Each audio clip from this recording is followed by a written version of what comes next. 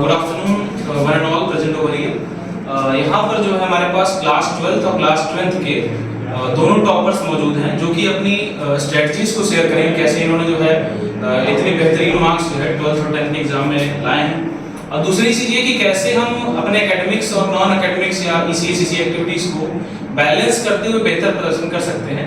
ये सारी स्ट्रेटजीज आज हम जो है 10th और 12th के दोनों स्टूडेंट्स से ये फीडबैक हम लेंगे, कैसे अपने मार्क्स को बेहतर बना सकते हैं। तो सबसे पहले मैं 10th में अक्षता तिवारी से कहना चाहूँगा कि आप जो भी आपकी स्ट्रेटजी है, जो भी आपने बेहतर प्रदर्शन किया है, उससे रिलेटेड आप कुछ भी बताना चाहें तो हमारे ऑडियंस को बताएं। जी, मैं एक चीज़ बताना चाहूँगी कि सबको अपनी स्ट्रैटेजी खुद बनानी चाहिए। मतलब कि अगर आप किसी और को देख के उसकी स्ट्रैटेजी कॉपी करेंगे, क्योंकि आपको पता है कि आपका सब्जेक्ट कौन सा वीक है, कौन सा स्ट्रॉन्ग है, तो किसको कितना टाइम देना है ये आप ही को पता है और किसी को नहीं पता। और जैसे कि YouTube वीडियोस में आता है कि आप एक महीने में क्या कहते हैं 98% स्कोर कर सकते हैं, तो प्लीज़ उनकी स्ट्रैटेजी को कभी कॉपी नहीं करना चाहिए, क्योंकि उनको नहीं पता आपका कौन सा सब्जेक्ट अच्छा है। मेरी यही स्ट्रैटेजी रही है। और तो PYQ सॉल्व करने और सबसे ज़्यादा लिखना है, अपने हाथों को खोलना है, क्योंकि एग्जाम टाइम में आपके पास एक टाइम लिमिट होती है, तो उस टाइम लिमिट में आपको पूरा पेपर अच्छे से भी करना, प्रेजेंटेबल बनाना है कि एग्जामिनर आपकी कॉपी को देख के ऐसा लगे कि बहुत अच्छा उसने लिखा है, बहुत अच्छा बच्चा है। तो बस मेरी एक स्ट्रैटेजी है। Thank you Akshata. नेक्स्ट जो है हम अविका से जो है रिक्वेस्ट करेंगे कि वो कुछ जो है वर्ड्स अपने बताएं। कि हमें बस दो चीज़, मोस्ट इम्पॉर्टेंट दो चीज़, पहली डिसिप्लिन और दूसरी कंसिस्टेंसी फॉलो करनी चाहिए। अगर हम डिसिप्लिन पे नहीं रह पाएंगे तो हम अपने गोल को अचीव नहीं कर पाएंगे, चाहे हम जितना करें। और दूसरी चीज़ कंसिस्टेंसी।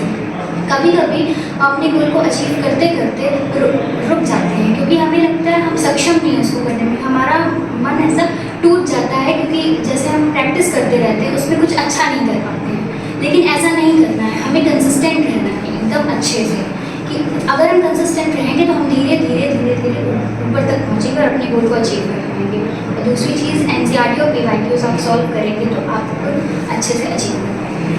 Thank you. तो ये थोड़ी एकेडमिक्स की बात है, जो किस तरीके से नंबर्स उनको अपने इम्प्रूव करने हैं, इसकी स्ट्रेटजी जो है अभी ये चारों टॉपर से शेयर की।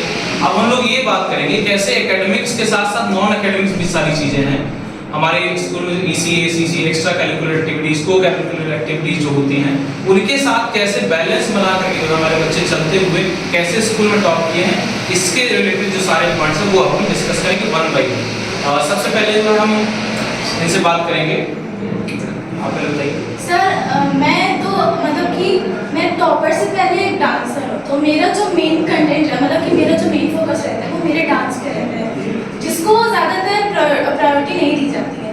तो मैंने डांस के साथ पढ़ाई की है। और मैं एक इंसिडेंट बताना चाहूँगी कि हाँ, पहले एग्जाम्स थे मेरे और उसी टाइम पे मुझे एक कॉम्पिटिशन में भी जाना था, मुझे एक डिबेट भी देनी थी और साथ ही साथ मुझे एक क्विज कॉम्पिटिशन में भी जाना था। तो मतलब कि वो मेरे लिए बहुत ज़्यादा स्ट्रेसफुल हो गया था मैनेज करना, पर मैंने उसको मैनेज किया और हर एक चीज़ को इक्वल टाइम दिया, किसी को भी नीचे नहीं किया, मतलब कि किसी को भी प्रायोरिटी कम नहीं दी है, सबको इक्वल टाइम दिया।